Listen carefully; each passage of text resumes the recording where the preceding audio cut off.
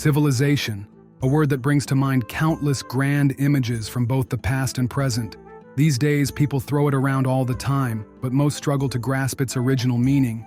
And to be fair, there are many interpretations of what civilization actually is. But when it comes to ancient times, I think it's best to turn to a classic, British archaeologist Gordon Childe. One of his key criteria? The existence of cities.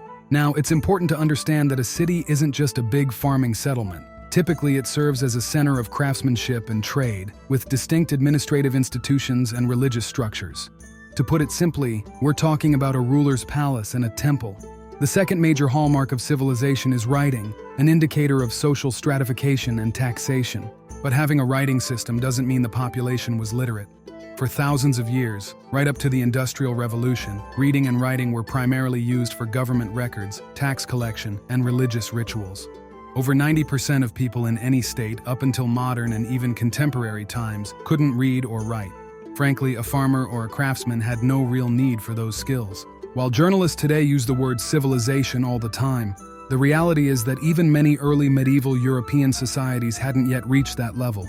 Beyond material signs, civilizations also had countless social and economic characteristics.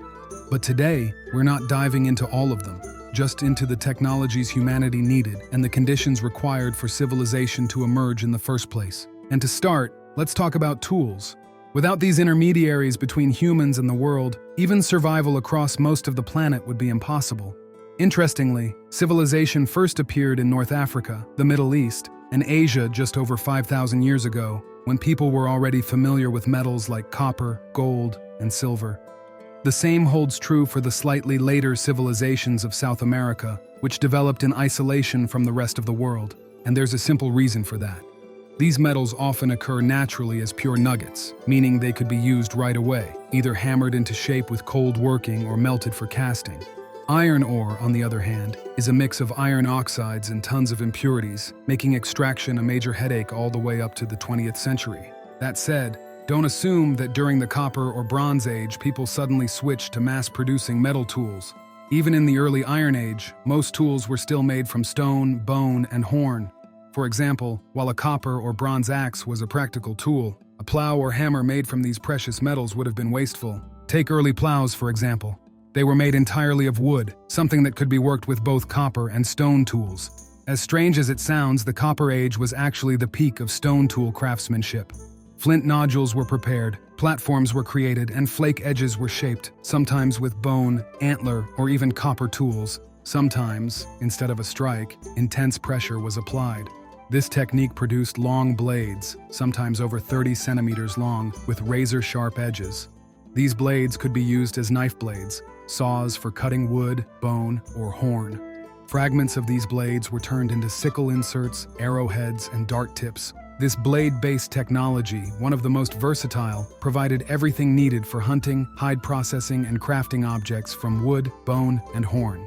From personal experience, if you soak an animal horn in water, it can be easily cut with a stone tool. In fact, horn hoes remained a primary tool for farming for a long time, and sickles fitted with flint or obsidian inserts, sharp as glass, were perfect for cutting grass, grain, and reeds. So, while civilizations emerged during the age of copper and bronze, they were still heavily reliant on stone tools, which were more than sufficient for basic needs. But before civilization took off, people had already mastered not just advanced flaking techniques but also polished stone tools. This method was used to create axes, adzes, hammers, and maces. Softer stones were preferred, and shaping was done by grinding against another rock. To drill holes in stone tools, people used wooden shafts with sand as an abrasive. This produced tools that weren't as hard as flint, but were far less brittle, crucial for impact-heavy tasks. But tools aside, we can't ignore one of the most important aspects of human survival: fire.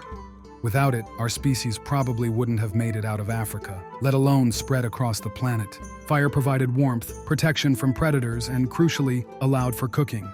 It's not just about taste. Cooking kills harmful microorganisms and increases the bioavailability of nutrients, meaning food provides more energy. The most common way to make fire was by rubbing wood against wood. There were many variations, but they all boiled down to scraping, drilling, or, perhaps the most popular method, spinning a stick to generate heat until ignition. This process was quite meticulous and labor-intensive. A somewhat easier alternative was striking a spark, which required flint and a piece of iron ore. Essentially, it worked like a fire striker. Sparks were caught on dry wood shavings, bark, grass, or dried, crushed tinder fungus, which, in fact, gave its name to all easily flammable materials. Tinder. Besides fire, humans needed clothing. The very first material used for this was animal hides. These were scraped with stone tools to remove fat and softened as they dried, creating a simple and flexible material. Hides were pierced with bone or stone awls and sewn together with leather laces to make clothing or even portable shelters. To obtain plant fibers, stems of plants like nettle or hemp were stripped of leaves and soaked in water for a day. After that, they were beaten with stones to separate fibers from the pulp.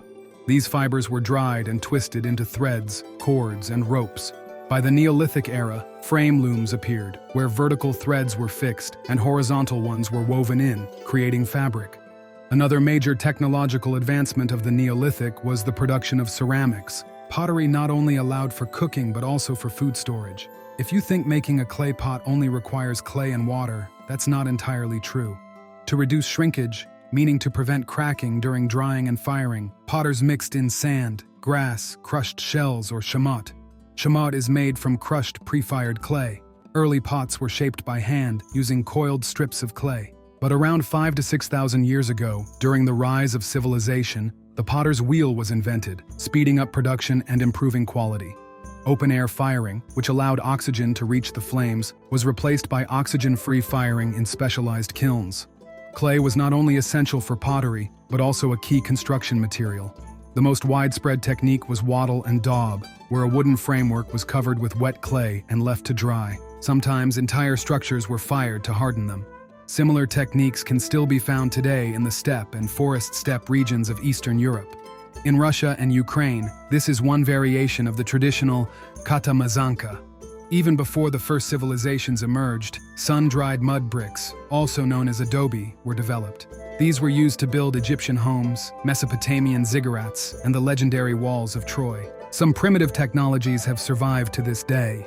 However, it wasn't just the advancement of tools that led to civilization. It was primarily the rise of food production, particularly agriculture. And it's important to understand that agriculture itself went through a long process of evolution. The earliest method was shifting cultivation. The idea was simple. People farmed a plot of land until the soil was exhausted and no longer yielded crops. Today, the ability to farm the same fields every year depends on the use of fertilizers. In the past, once the land was depleted, people had to move and start over. A great example is the Tripilians, whose settlements usually lasted no more than 70 years before they had to relocate due to soil exhaustion. A primitive version of shifting cultivation was slash-and-burn farming, which was still practiced in some parts of the Russian Empire until the early 20th century. The process involved burning down forests, sowing crops directly into the ashes without plowing, and then, for up to 7 years, farming the land with plowing until the soil was completely depleted, requiring the cycle to be repeated in new forested areas. The simplicity of this early farming system explains why the first civilizations emerged along the banks of major southern rivers like the Nile, Euphrates, Indus, and Yellow River. The seasonal floods brought nutrient-rich silt, allowing for high crop yields several times a year, even with primitive farming techniques. This, in turn, made it possible to sustain a key factor of civilization: high population density. If an entire region has only a handful of villages, how could cities develop? Who would store surplus food or master new crafts? Why create laws when everyone knows each other personally? Who needs writing if all issues can be settled face to face? And what civilization could exist if potential taxpayers simply exhausted the land and moved away? In many ways, the level of development in an ancient city depended on the number of villages surrounding it, since they were the backbone of the economy. Civilization has always required high population density, and honestly, that's still true today. Fun fact: ancient authors like Herodotus and Strabo claimed that Sumerians harvested up to 30 metric tons of grain per hectare. Some Sumerian records supposedly mention harvests of 15 metric tons per hectare. Were these river valleys really that fertile? Hard to say. Those numbers seem a bit too good to be true. For comparison, modern Russia considers anything over 4 metric tons per hectare a good yield.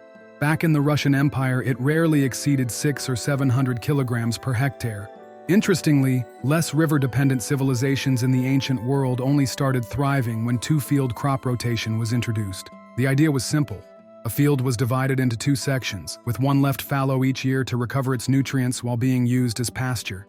This significantly slowed down soil depletion, allowing villages to stay in one place indefinitely.